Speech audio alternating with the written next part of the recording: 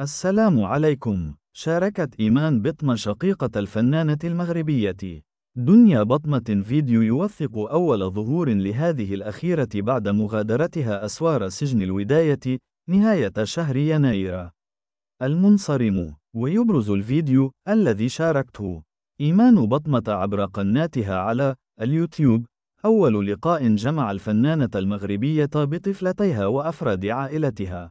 نشكركم على المتابعة وإلى فيديو قادم إن شاء الله.